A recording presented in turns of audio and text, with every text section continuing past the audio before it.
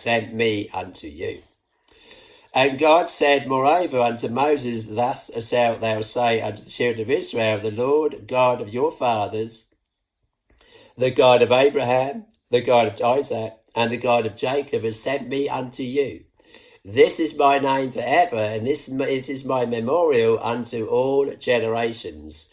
Go and gather the elders of Israel together, and say unto them, the Lord God of your fathers, the God of Abraham, and of Isaac, and of Jacob, appeared unto me, saying, I have surely visited you, and seen that which is done to you in Egypt.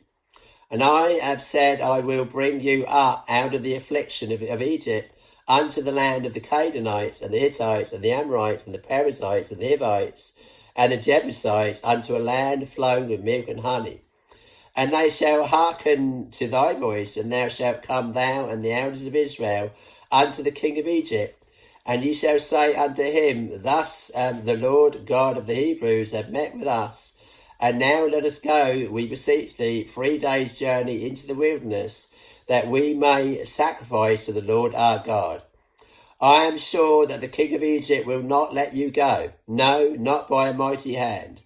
And I will stretch out my hand and smite Egypt with all my wonders, which I will do in the midst thereof, and after that he will let you go.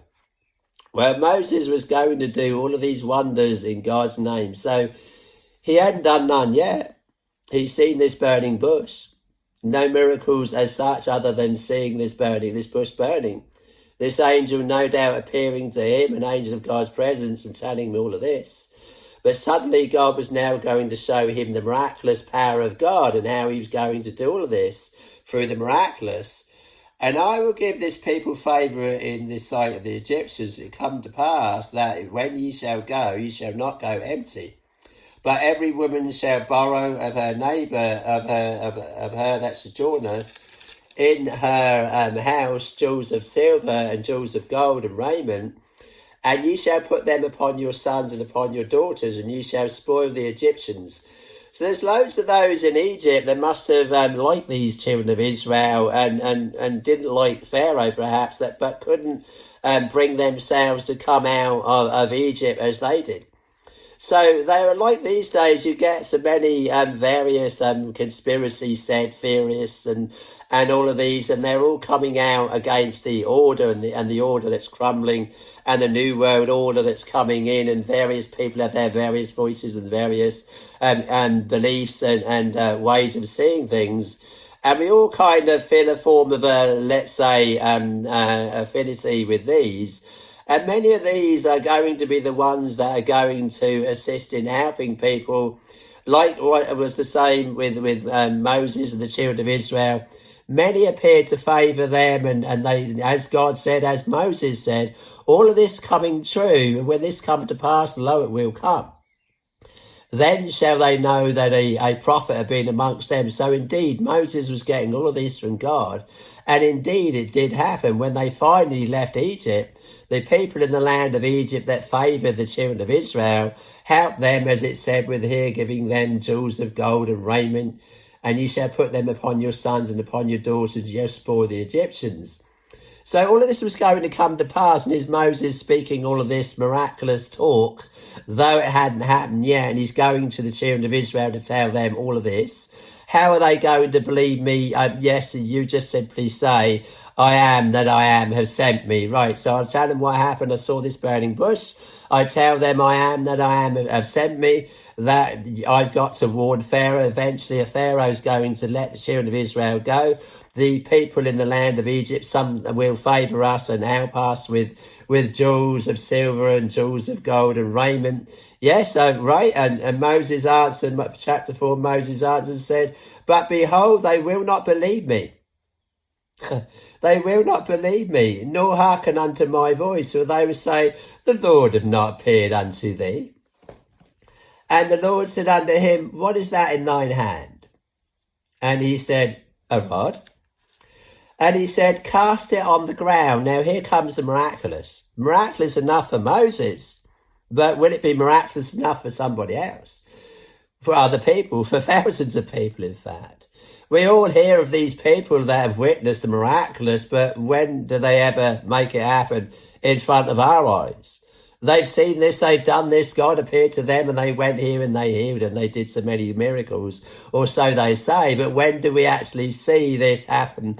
And there's no other explanation for it. Someone gets up and walk. Turns out he can walk sometimes, but not miraculous enough. We see him another day and they're back in the wheelchair. Someone gets healed of a bad back, and next time you see him, he's still got a bad back. It just got better that day. He woke up the next morning, his back was okay. It was okay. Another one got carried away and overexcited and was an alarmist or whatever, and said the end or the moon was going to turn to blood and all of this, but it didn't happen. None of it ever happens. And the Lord said unto him, what is that in thine hand? And he said, a rod. And he said, cast it on the ground. And he cast it on the ground, it became a serpent, and Moses fled from it. And the Lord said unto Moses, put forth thine hand into the Lord said unto Moses, put forth thine hand and take it by the tail. And he put forth his hand and caught it, and it became a rod in his hand. That they may believe that the Lord God of their fathers, the God of Abraham, the God of Isaac, and the God of Jacob, have appeared unto thee. So now he's showing them a miracle right before their eyes. He's going to show them a miracle right before their eyes. He's not going to say he had some dream, he went on a spirit trip, he was taken to the throne of God, he had all these miraculous angels that appeared to him and told him what was going to happen next year or the year after, how there's going to be a great crisis or some black swan or some event that never happens, and then he can have the pleasure of saying, I told you so. No, Moses wasn't going to do all of this. In fact, Moses was kind of trying to wiggle off the hook. Not only was he saying that they won't believe me, but in the back of his head, he's thinking, well, I don't know about this. Looks a bit too big for me. That they may believe that the Lord God of their fathers, the God of Abraham, the God of Isaac, and the God of Jacob appeared unto thee. And the Lord said furthermore unto him, put now thine hand into thy bosom. And he put his hand into his bosom, so something like this, put your hand into your bosom. And the Lord said furthermore unto him, put now thine hand into thy bosom. You picture Moses had a cloak on, and God says, put your hand in your bosom. And he put forth his hand into the bosom. When he took it out, behold, his hand was leprous as snow. So he takes it out, and his hand was white and leprous. Before he put it in, it was just a hand. When he pulled it out, it was white and leprous. What does this tell you? If you yield to the arm of the flesh, then ye shall surely die. The flesh is death. Have you not sensed how it feels to get out of the Spirit of God? You feel like a zombie. You feel spiritually dead. Your own arm will fail you.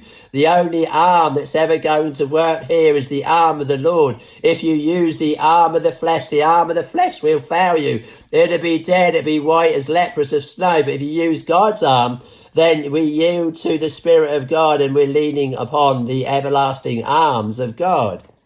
And the Lord said furthermore unto him, put now thine hand to thy bosom. He put forth his hand in his bosom. When he took it out, behold, his hand was leprous as snow. And he said, put thine hand into thy bosom again. And he put his hand into his bosom again, and plucked it out of his bosom. Behold, it was turned again as other flesh. So both hands the same, back to normal.